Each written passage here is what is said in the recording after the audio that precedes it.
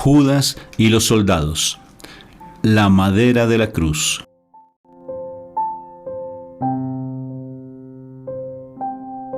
Al principio de su cuidadosa traición, Judas no creía que ésta tuviera el resultado que tuvo. Entregando a Jesús, pretendía obtener la recompensa ofrecida y complacer a los fariseos. No pensó en el juicio ni en la crucifixión. Sus miras no iban más allá, solo pensaba en el dinero. Y desde hacía mucho había estado en contacto con algunos fariseos y algunos saduceos, astutos que solo lo adulaban, incitándolo a la traición. Judas estaba cansado de la vida errante y penosa de los apóstoles. En los últimos meses había estado robando las limosnas de las que él era depositario, y su avaricia, exacerbada por la visión de Magdalena ungiendo los pies de Jesús con ese caro perfume, eso lo empujó a consumar su acto. Siempre había estado esperando de Jesús que recibiera un reino temporal en el que él creía que iba a tener un empleo brillante y lucrativo. Pero al ir viéndose defraudado en sus expectativas, se dedicó a atesorar dinero. Veía que las penalidades y las persecuciones de los seguidores de Jesús iban en aumento, y él quería ponerse a bien con los poderosos enemigos de nuestro Señor antes que llegase el peligro. Judas veía que Jesús no llegaría a ser rey, y que por otra parte la auténtica dignidad y poder era detentado por el sumo sacerdote y por todos aquellos que estaban a su servicio. Todo esto lo impresionó vivamente. Se iba acercando cada vez más a los agentes del sumo sacerdote, que lo adulaban constantemente y le aseguraban con gran contundencia que en todo caso pronto acabarían con Jesús. Él iba escuchando cada vez más los criminales intentos de corrupción, y durante los últimos días no había hecho más que intentar forzar un acuerdo, pero los sacerdotes todavía no querían obrar y lo trataron con desprecio.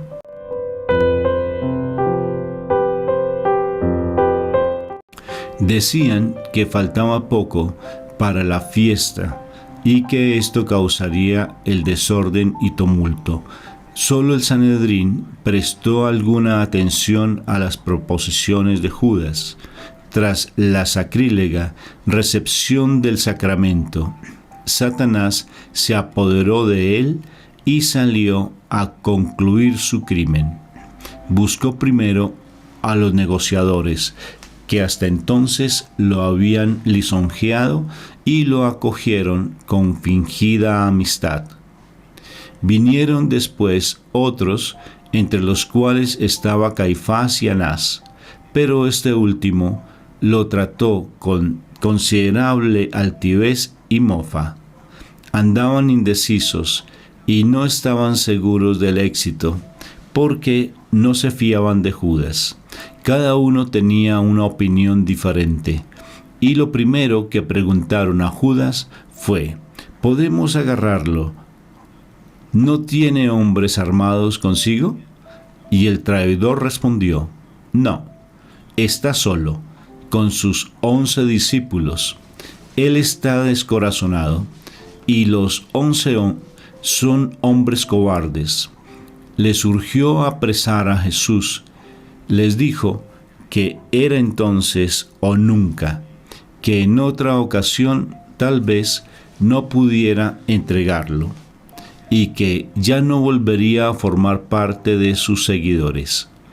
También les dijo que si no agarraban a Jesús, entonces éste se escaparía y volvería con un ejército de sus partidarios para hacerse como rey.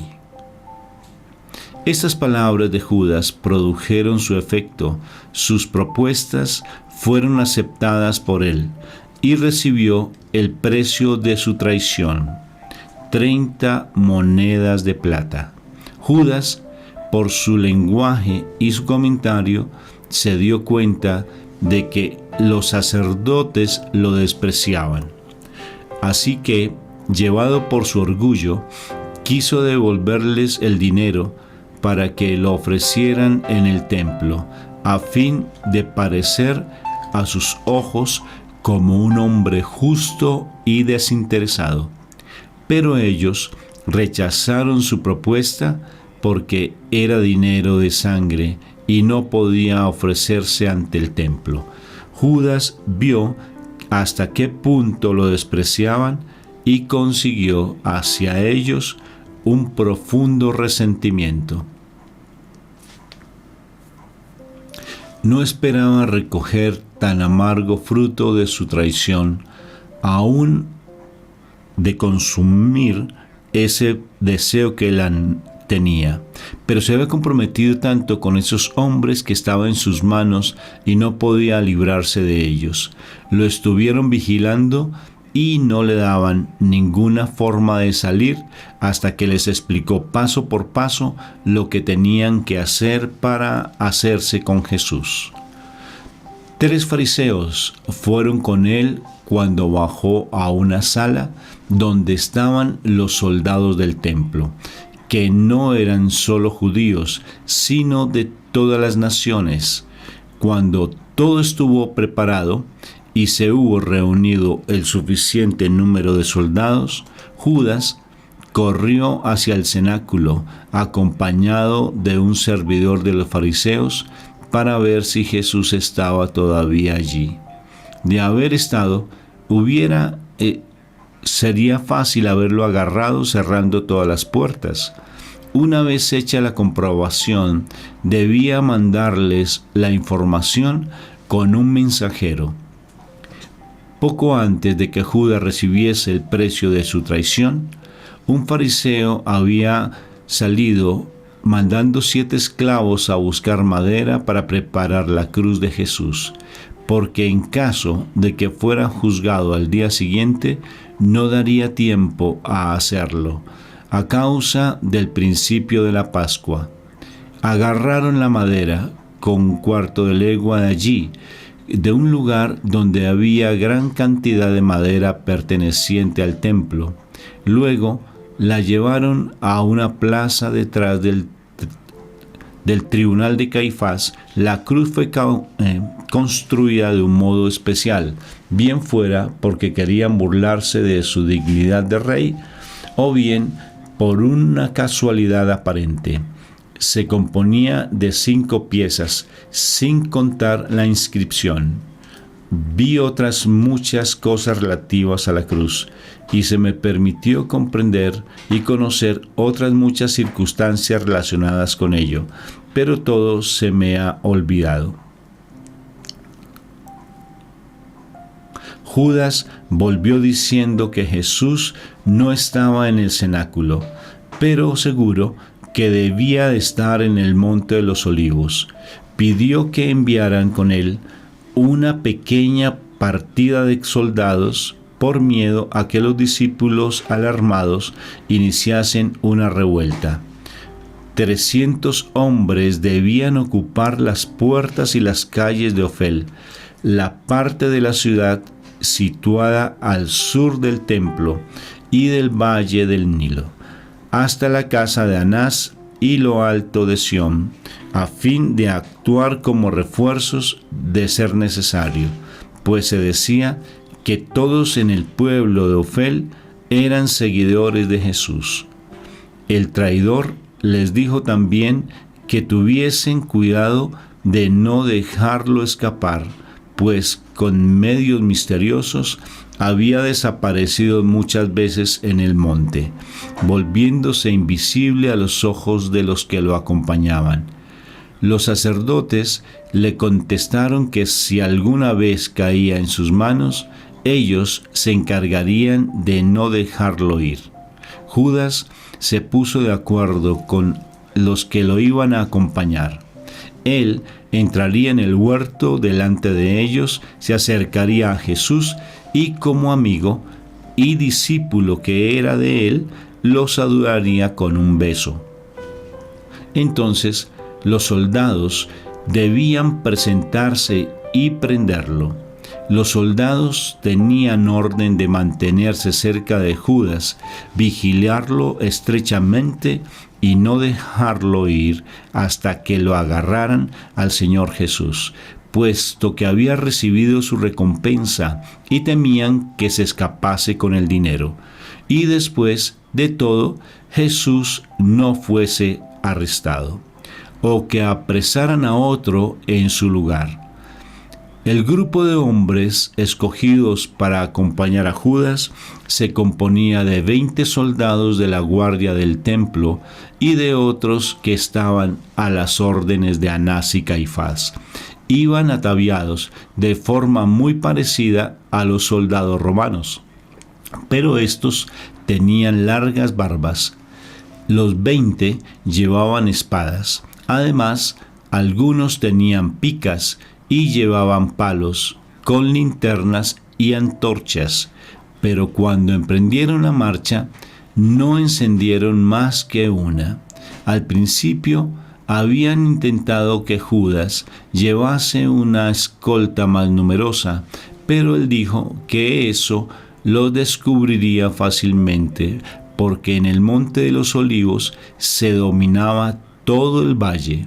La mayoría de los soldados se quedaron pues en Ofel y fueron colocados centinelas por todas partes.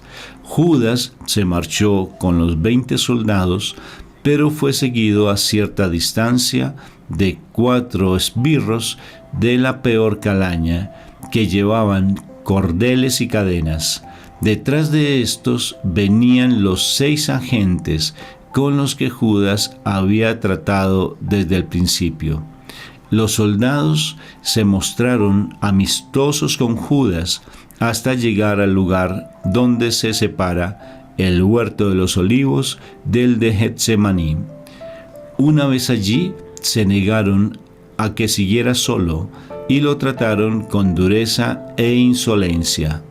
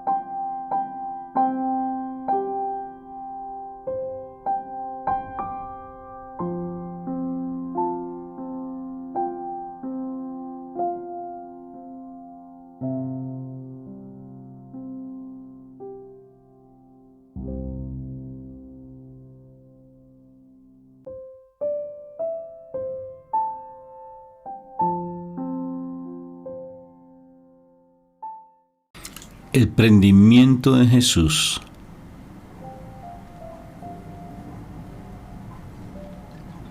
Cuando Jesús con los 3 apóstoles llegó a donde se cruzan los caminos de Getsemaní y del huerto de los olivos, Judas y su gente aparecieron a 20 pasos de allí, a la entrada del camino.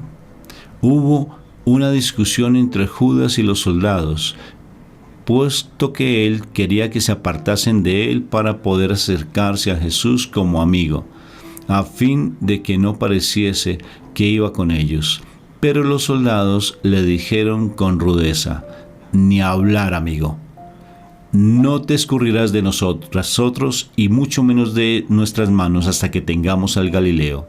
Viendo que los 8 apóstoles corrían hacia Jesús, al oír la disputa, llamaron a los 4 esbirros que los seguían a cierta distancia.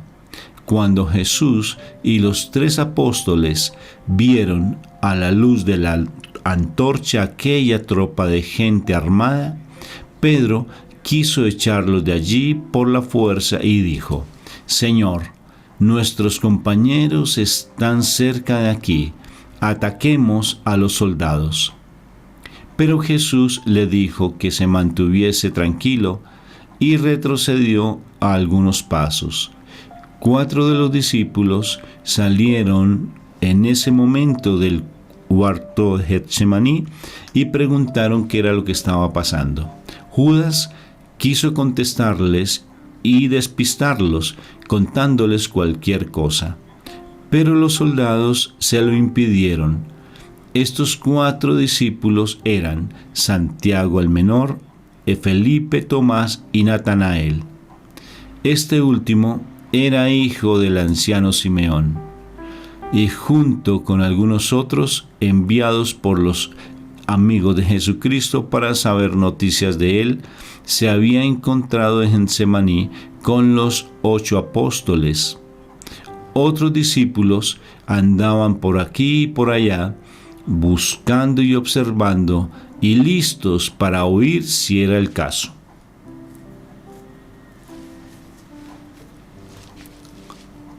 Jesús se acercó a la tropa y dijo en voz alta e inteligente: ¿A quién buscáis?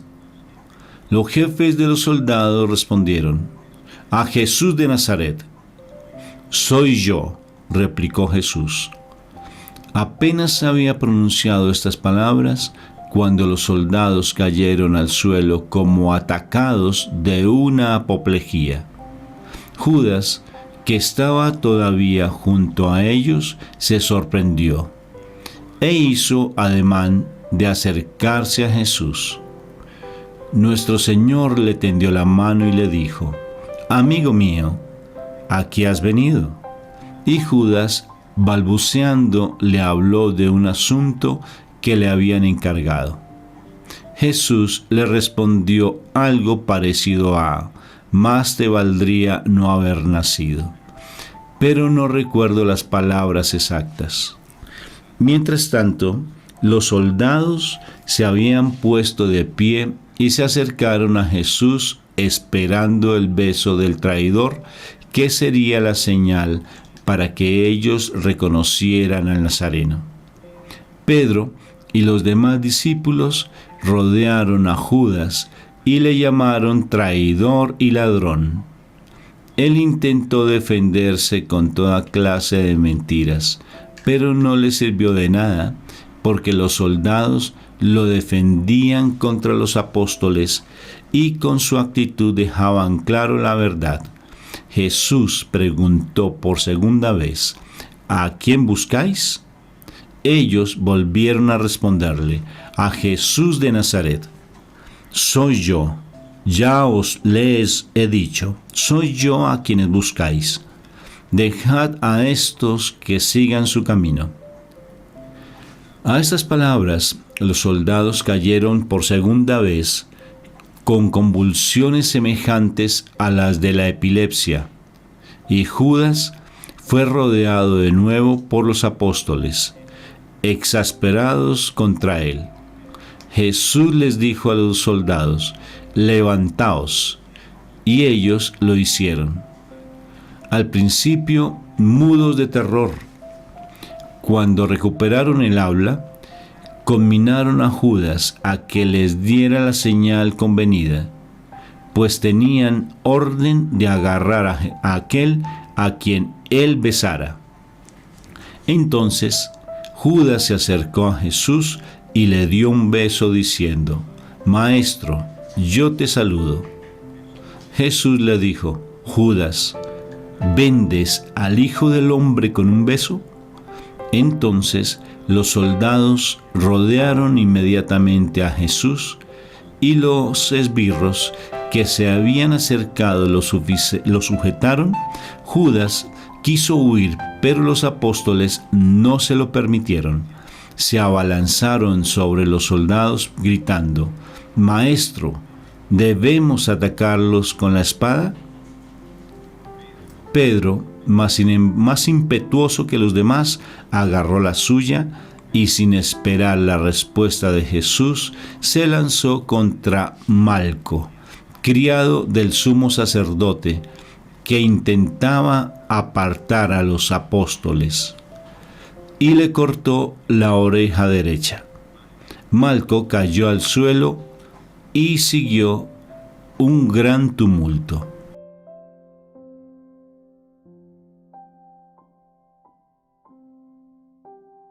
Los esbirros querían atar a Jesús. Los soldados lo rodeaban. Cuando Pedro hirió a Malco, el resto de los soldados se dispusieron a repeler el ataque de los discípulos que se acercaban y a perseguir a los que huían.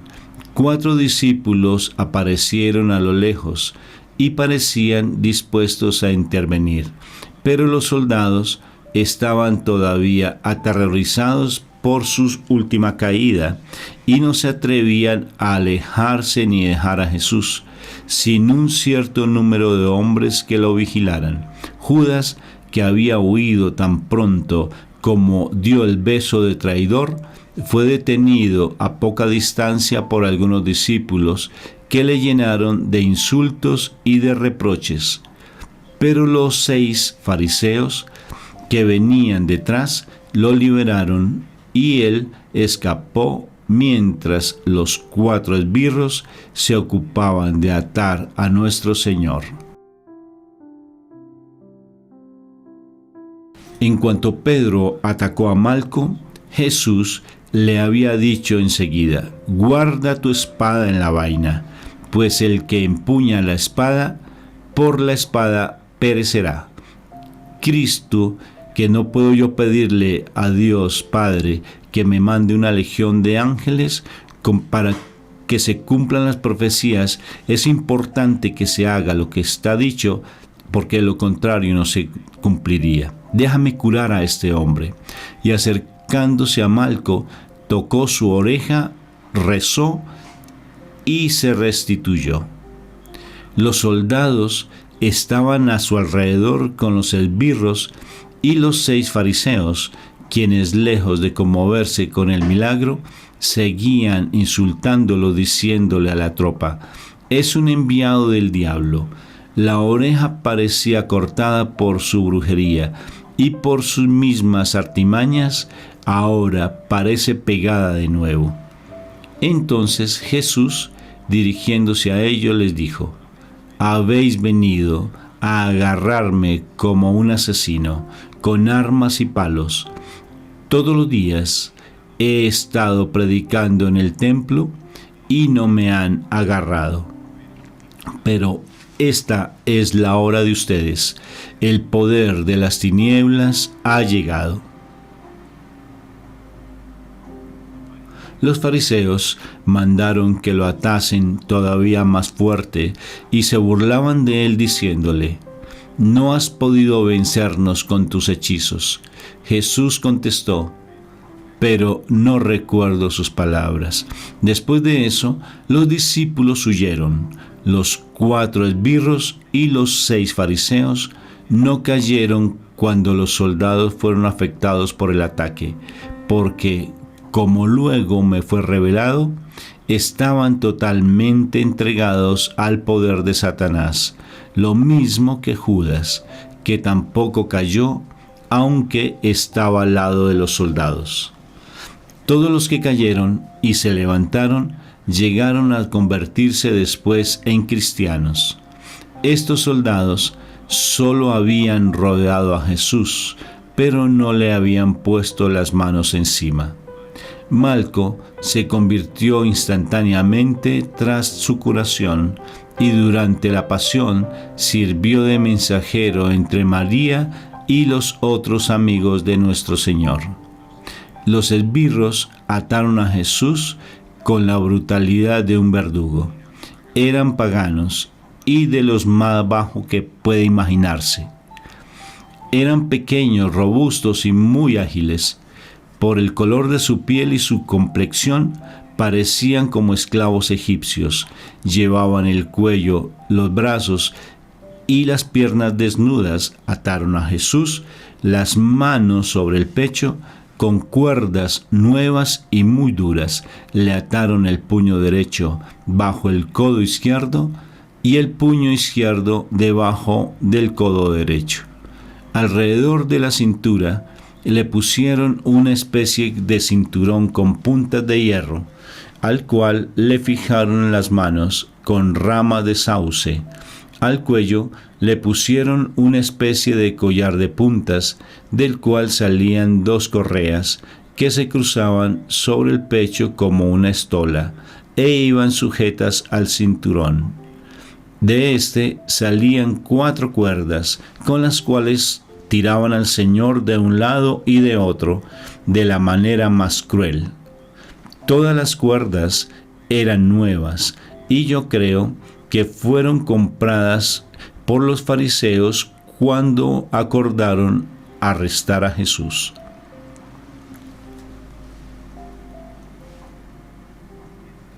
Encendieron las antorchas y la procesión se puso en marcha. 10 soldados caminaban delante, le seguían los esbirros que iban tirando de Jesús por las cuerdas. Detrás de ellos, los fariseos que lo llenaban de injurias. Los otros 10 soldados cerraban la marcha. Juan seguía de cerca a los últimos soldados, hasta que los fariseos, viéndolo solo, ordenaron a los guardias que lo agarraran. Los soldados obedecieron y corrieron hacia él, pero logró huir, dejando entre sus manos la prenda por la cual había sido agarrado. Se le habían quedado la sobretúnica y no le quedaba puesto más que una túnica interior corta y sin mangas, y una banda de lienzo que los judíos llevan ordinariamente alrededor del cuello, de la cabeza y de los brazos. Los esbirros maltrataban a Jesús de la manera más cruel para adular bajamente a los 6 fariseos que estaban llenos de odio y de rabia contra el Salvador. Lo llevaban por caminos ásperos, por encima de las piedras, por el lodo, e iban tirando de la cuerda con todas sus fuerzas. En la mano llevaban otras cuerdas con nudos, y con ellas le pegaban como un carnicero le pega a la res que lleva a la carnicería. Acompañaban estos maltratos con insultos tan ignobles e indecentes que no puedo repetirlos. Jesús estaba descalzo. Además de su túnica ordinaria, llevaba una túnica de lana sin costuras y una sobrevesta por encima. Cuando lo prendieron, no recuerdo que representase ninguna orden ni documento legal de arresto.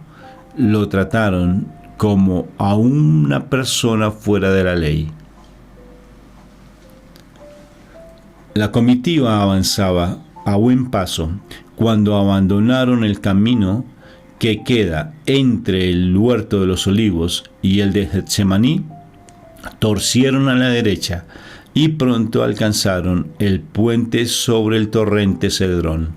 Jesús no había pasado por este puente al ir al huerto de los olivos, sino que tomó un camino que da un rodeo por el valle de Josafat y conducía a otro puente más al sur.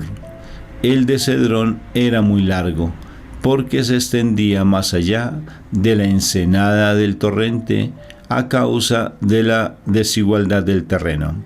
Antes de llegar a este puente, vi cómo Jesús cayó 2 veces al suelo a causa de los tirones violentos que le daban.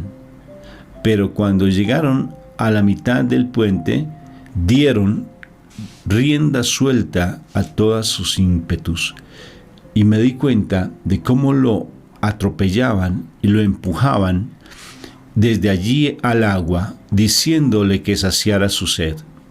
Si Dios no lo hubiera protegido, la simple caída hubiese bastado para matarlo. Cayó primero sobre sus rodillas y luego sobre su cara, que pudo cubrir su cara con las manos que, si antes habían estado atadas, ahora estaban libres. No sé si por milagro o porque los soldados habían cortado las cuerdas antes de empujarlo al agua. La marca de sus rodillas, sus pies y sus codos quedó milagrosamente impresa en la piedra donde cayó. Y esta marca fue después un motivo de veneración para los cristianos. Esas piedras eran menos duras que el corazón de los impíos hombres que rodeaban a nuestro Señor, y les tocó ser testigos de aquellos terribles momentos del poder divino.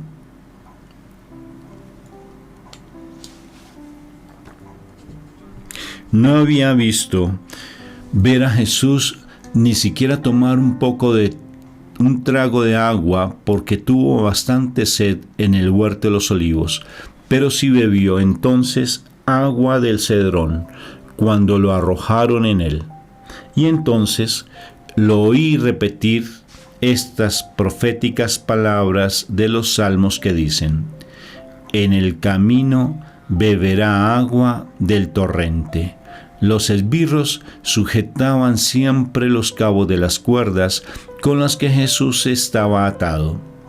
Como no pudieron hacerle atravesar el torrente a causa de una obra de albañilería, entonces lo corrieron hacia atrás y lo trataron de subir hacia arriba hasta el borde del puente. Entonces estos miserables lo hicieron caminar a empujones por él, llenándolo de insultos. Su larga túnica de lana, toda empapada en agua, se pegaba a sus miembros y apenas podía caminar. Al otro lado del puente cayó otra vez al suelo.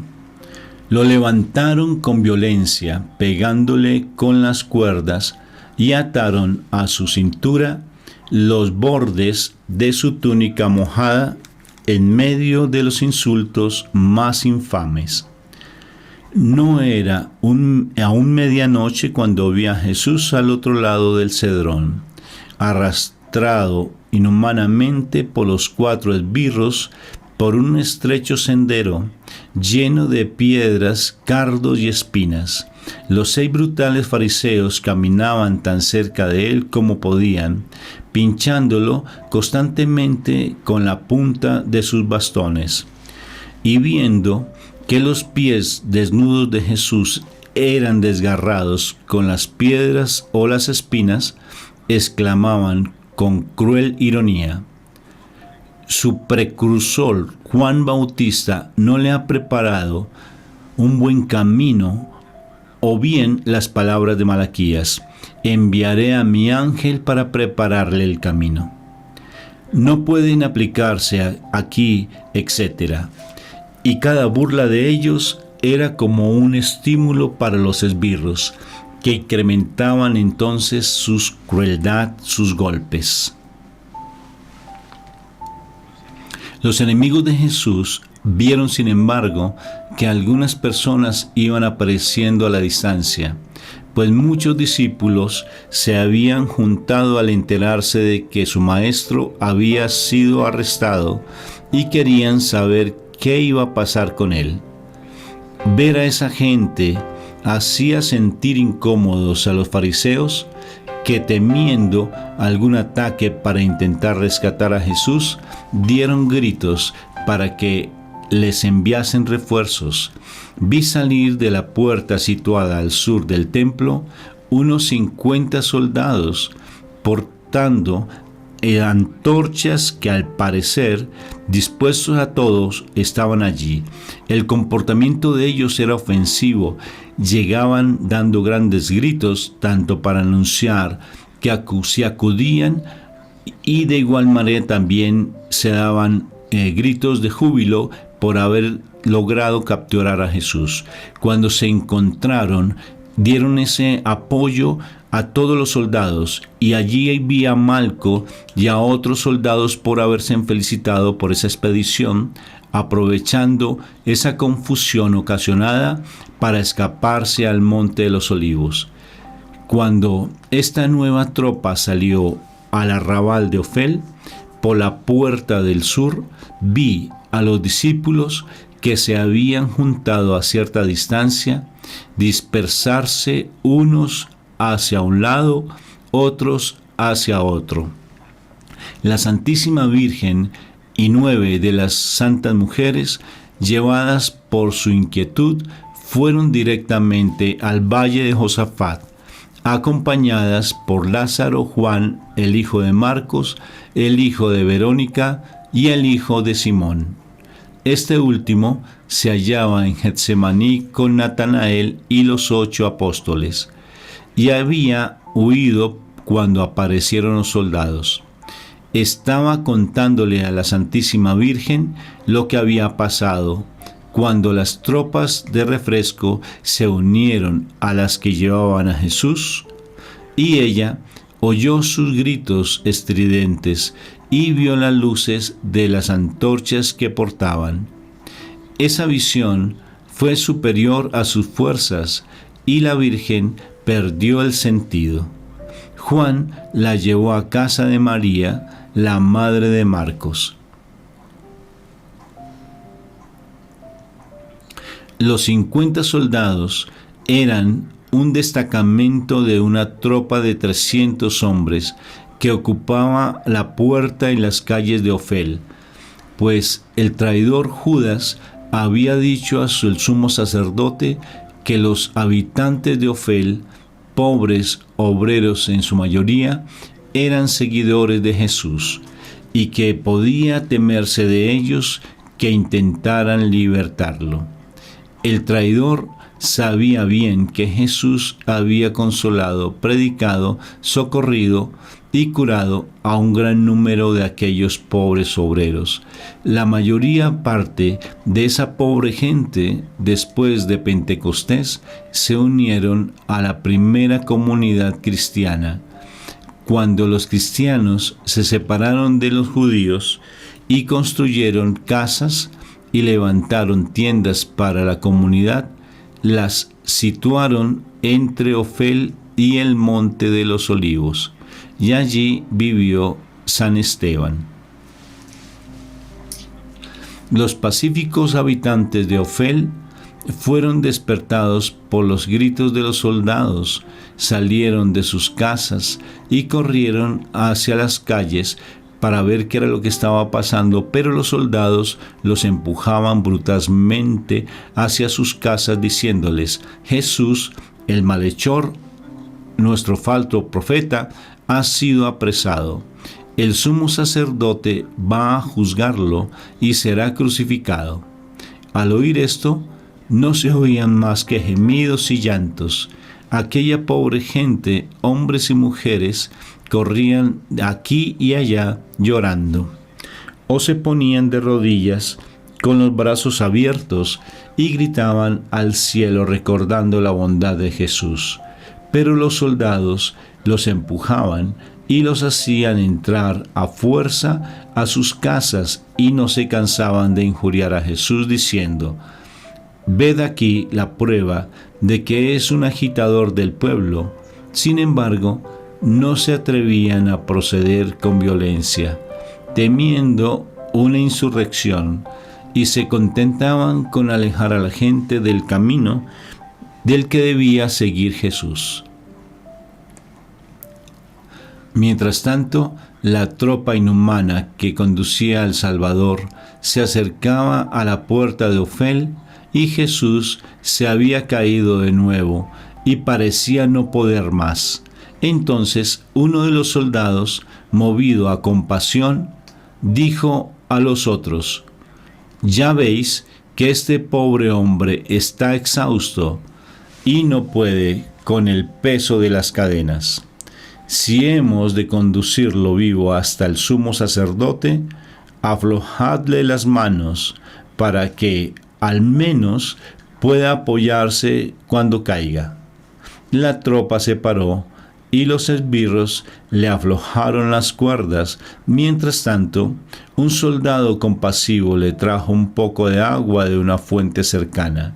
Jesús le dio las gracias, citando un pasaje bíblico de un profeta que habla de fuentes de agua viva, y esto le valió 1000 injurias de parte de los fariseos. Vi a estos 2 soldados de repente iluminados por la gracia, y se convirtieron antes de la muerte de Jesús, e inmediatamente se unieron a sus discípulos. La procesión se puso en marcha de nuevo, y llegaron a la puerta de Ofel.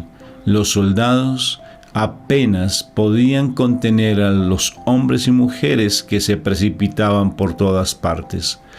Era un espectáculo doloroso ver a Jesús pálido, desfigurado, lleno de heridas, con el cabello en desorden y la túnica húmeda y manchada, arrastrado con cuerdas y empujado con palos como un pobre animal al que llevan al matadero, entre esbirros sucios y medio desnudos, y soldados groseros e insolentes. En medio de la multitud afligida, los habitantes de Ofel tendían hacia él las manos que habían curado de la parálisis, y con la voz que les había dado suplicaban a los verdugos: «Soltad a ese hombre, soltadle. ¿Quién nos consolará? ¿Quién curará nuestros males?». Y lo seguían con los ojos llenos de lágrimas, que le debían la luz. Pero al llegar al valle, mucha gente de la clase más baja del pueblo, excitada por los soldados y los enemigos de nuestro Señor, se habían unido a la escolta y maldecían e injuriaban a Jesús, y los ayudaban a empujar e insultar a los pacíficos habitantes de Ofel. La escolta siguió bajando y después pasaron por una puerta abierta en la muralla, dejaron a la derecha un gran edificio, restos de las obras de Salomón, y a la izquierda el tanque Betsaida. Después se dirigieron al oeste, siguiendo una calle llamada Milo. Entonces torcieron un poco hacia el sur y subiendo hacia Sión, llegaron a la casa de Anás. En todo el camino no dejaban de maltratar a Jesús. Desde el monte de los Olivos hasta la casa de Anás se cayó 7 veces.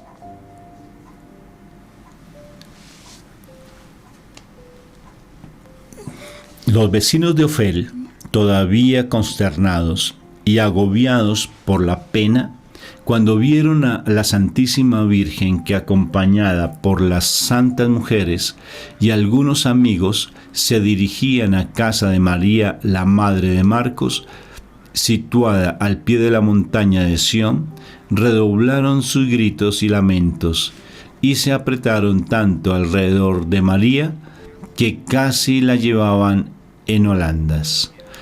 María estaba muda de dolor y no despegó los labios al llegar a casa de María, madre de Marcos, hasta la llegada de Juan, quien le contó lo que había visto desde que Jesús salió del cenáculo. Después condujeron a la Virgen a casa de Marta, que vivía cerca a donde vivía Lázaro. Pedro y Juan, que habían seguido a Jesús a cierta distancia, corrieron a ver a algunos servidores del sumo sacerdote, a quienes Juan conocía, con la idea de lograr así entrar en la sala del tribunal donde su maestro había sido conducido. Estos sirvientes amigos de Juan actuaban como mensajeros y debían ir casa por casa de los ancianos y otros miembros del consejo y avisarlos de que habían sido convocados. Deseaban ayudar a los 12 apóstoles, pero no se les ocurrió sino vestirlos con una capa igual a la suya y que les ayudara a llevar como si fuera una convocatoria a fin de poder entrar en el tribunal disfrazados, del cual estaban echando a todo el mundo. Los apóstoles se encargaron de convocar a Nicodemo, José de Arimatea y otras personas bien intencionadas, pues eran miembros del consejo, y de esa manera consiguieron avisar a algunos amigos de su maestro que los fariseos por sí mismos no hubieran convocado. Judas, mientras tanto, andaba errante, con el diablo a su lado, como un insensato, por los barrancos de la parte sur de Jerusalén, donde se vertían los escombros e inmundicias de la ciudad.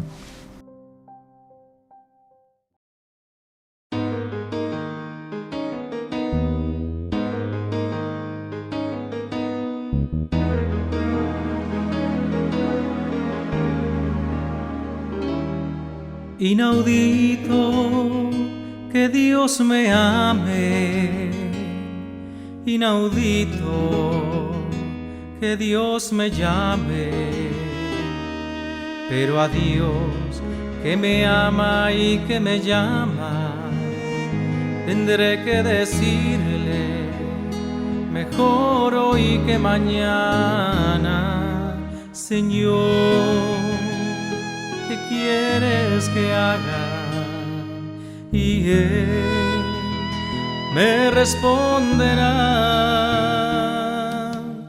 déjame abrir tu corazón, déjame entrar en tu vida, déjate atrapar por mi amor, lo demás es cosa mía, lo demás es cosa mía.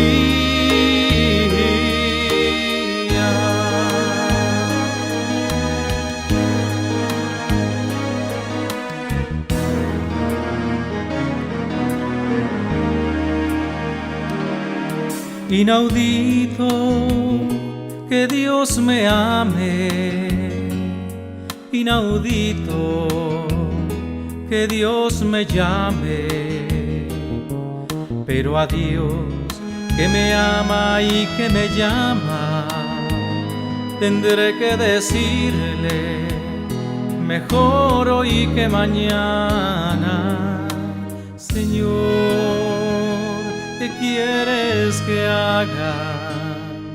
Y Él me responderá: